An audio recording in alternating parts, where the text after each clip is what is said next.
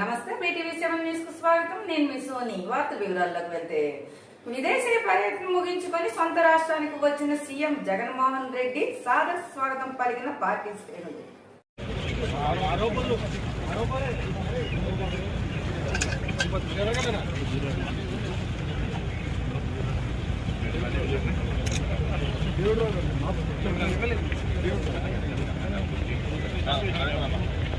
కర్తవ్యాన్ని నిజాయితీగా ప్రజల కోసం నిర్వహించానని సీనియర్ పోలీస్ అధికారి ఏబి వెంకటేశ్వరరావు అన్నారు.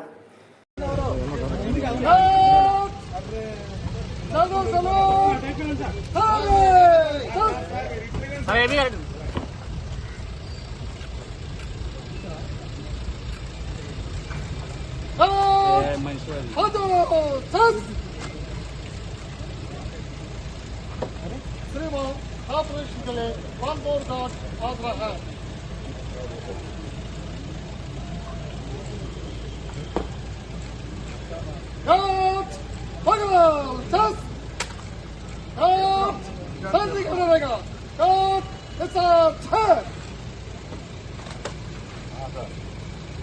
హనుమాన్ జయంతిని పురస్కరించుకొని మాధవధారం మురళీనగర్ జంక్షన్ వద్ద నెలకొన్న హనుమాన్ దేవాలయంలో ప్రత్యేక పూజలు నిర్వహించారు. VRMDA చైర్మన్ సనపల చంద్రమౌళి స్థానిక కార్పొరేటర్ తో కలిసి అన్నదాన కార్యక్రమం నిర్వహించారు.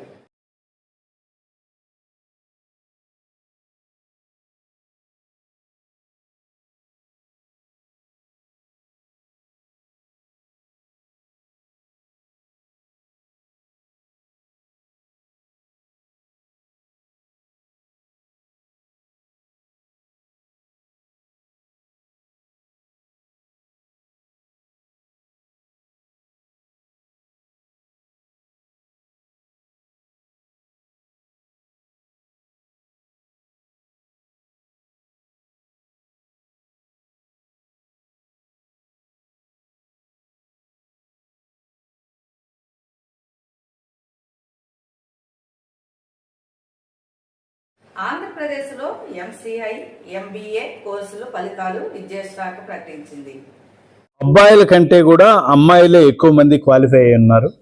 ఈ ఐసెట్ ఎగ్జామినేషన్లో 20,296 మంది అబ్బాయిలు క్వాలిఫై అయితే 22,688 మంది అమ్మాయిలు ఈ ఐసెట్ ఎగ్జామ్లో క్వాలిఫై అయినారు. ఈ మధ్యకాలంలో గత 2 ఏళ్లుగా మనం ట్రెండ్ చూసుకుంటుంటే అబ్బాయిల కంటే ప్రతి అంశంలో కూడా అమ్మాయిలు ఎక్కువ నెంబర్లో కాలేజీ అడ్మిషన్స్ కావచ్చు, లేదంటే క్వాలిఫైయింగ్ దగ్గర కావచ్చు, పర్సంటేజ్ల దగ్గర కావచ్చు ముందుకెళ్తున్నారు. సో ఇది ఒక విధంగా రాష్ట్రంలో శుభ పరిణామాన్ని అనుకుంటున్నాం మనం.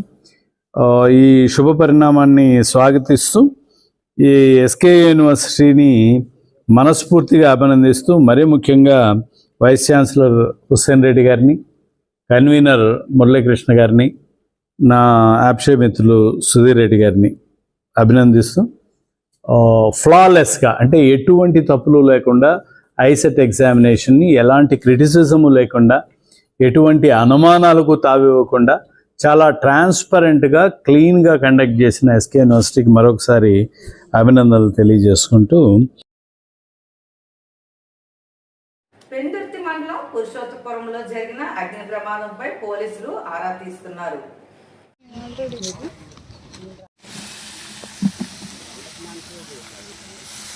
వెనకరైతే పైనకి రైతావాలి కదా, అప్పుడు ఇంకా తారపై వరకు నేను చూసాను కదా. కాల్ చేస్తుండే ఆవిడ అన్నీ కరిగిపోయిరా ఓన్లీ సెంటర్ ముట్టుకుంది మనగా దగ్గర మరి అక్కడ అక్కడ ఆపుకోరు కర్రలు కర్రలు పైన పైన అంటే పైన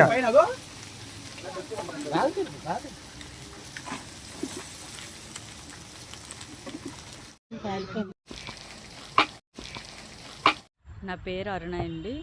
మరి ఇక్కడ మండుచున్న పొద అనే చర్చ్, మా చర్చ్ పేరు అది.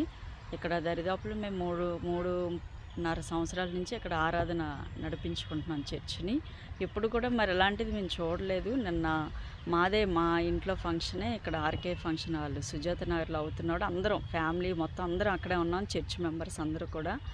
ఈ లోపు కరెక్ట్గా 4:45 అవుతుంది. ఈ పక్క ఒక ఆవిడ నాకు ఫోన్ చేశారు. ఏంటి మీ చర్చి నుంచి అగ్గి మంటలు వచ్చేస్తున్నాయి అనేసరికల్లా మేము ఆర్కే ఫంక్షన్ నుంచి బయటకు వచ్చేసరికి పొగలు కనబడుతున్నాయి. వెంటనే ఇంకా ఎవరి మట్టుకు వాళ్ళు బళ్ళు మీద వాటి మీద వచ్చి చూసేసరికి ఇక్కడ ఈ చుట్టుపక్కల ఉన్న ఆడవాళ్ళు అందరూ కూడా అప్పటికే బకెట్లతో నీళ్ళతో పట్టుకొని వచ్చి తడుపుతున్నారు.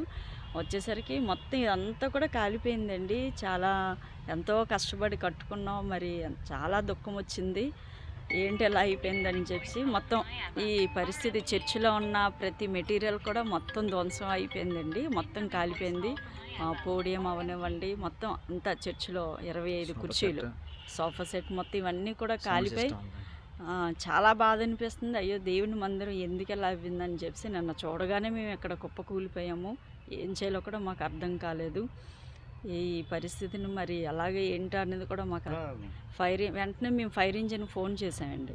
చేస్తే వాళ్ళు కూడా వచ్చేసారు. ఒక 10 నిమిషాలు 15 నిమిషాల లోపే వచ్చేసారు. వాళ్ళు కూడా మొత్తం అంతా చూసారు, చెక్ చేశారు. వాళ్ళు కూడా రిపోర్ట్ అది రాసుకొని వెళ్ళారండి. మరి ఎవరు చేశారు ఇదైతే ఎవరు చేసిందే ఇది ఎందుకంటే ఇక్కడ ఫైర్ సంబంధించింది ఏది కూడా ఇక్కడ లేవు ఖచ్చితంగా. ఎందుకంటే ఇక్కడ కరెంటు కూడా లేదు. పోనీ ఏదైనా కరెంటు వల్ల అయ్యింది అనడానికి ఖచ్చితంగా ఇది ఎవరు చేసే ఉంటారు. నాన్నైతే మాత్రం మాకు అనిపిస్తుంది. మా వీధిలో అందరూ సన్నిహితంగానే ఉంటారు, అందరూ మంచిగానే మమ్మల్ని ప్రేమగానే చూసుకుంటారు. కానీ ఎవరు చేశారు అనేది కూడా మాకు అర్థం కావట్లేదు. అసలు ఎందుకు ఎలా చేశారు, ఏమైంది, ఎంత నష్టం ఎందుకు, అసలు ఏమైనా ఉంటే ఫేస్ టు ఫేస్ ఉన్నా బాగుండు. మందిరం ఏమైంది, వస్తువులు ఏమవ్వాయి, ఇప్పుడు అన్నీ కొనుక్కోవాలంటే మాకు ఎంత ఖర్చు అండి. ఇవన్నిటిని బట్టి మేము ఏం చేయాలో కూడా తెలియట్లేదు. సుమారుగా అంటే ఒక 50,000 వరకు ఉండొచ్చండి. మొత్తం పోడియం అసలు అది కాలాలంటే ఇంచుమించు ఒక 2-3 గంటలు పడుతుందండి. అంత థిక్నెస్ అది సన్మైక్ వుడ్ మాట ఇది. చాలా అసలు అది ఎలా కాలిందో కూడా మాకు అర్థం కావట్లేదు. నాకు తెలిసి ఇది అంతా ఒక అరగంట, మాకు వచ్చేసరికల్లా ఒక అరగంట టైము. అరగంటలో ఈ కుర్చీలు అంతా నీలకమ్మలు, అంత కొత్త కుర్చీలు అవన్నీ కూడా అసలు ఒక్కడు కూడా కనబడలేదు. వచ్చేసరి నేను అనుకున్నాను పక్క వాళ్ళు ఎవరో తీసారేమో కుర్చీలు అనుకున్నాను. తీరా చూస్తే మొత్తం ఇదంతా ఇలాగా కరిగిపోయి ఈ కలర్లు కూడా కనబడుతున్నాయి. చాలా బాధ అనిపించింది. అంతా దేవుడిచ్చిన ఇది ఏం చెయ్యాలి అర్థం కావట్లేదండి. ఇచ్చారండి. ఎంత ఎదిగినా గానీ ఒదిగి ఉండాలన్న ప్రముఖ డైరెక్టర్ సుకుమార్ తెలిపారు. తన సొంత గ్రామంలోకి ఓ కార్యక్రమంకు వచ్చిన ఆయన సందడి చేశారు.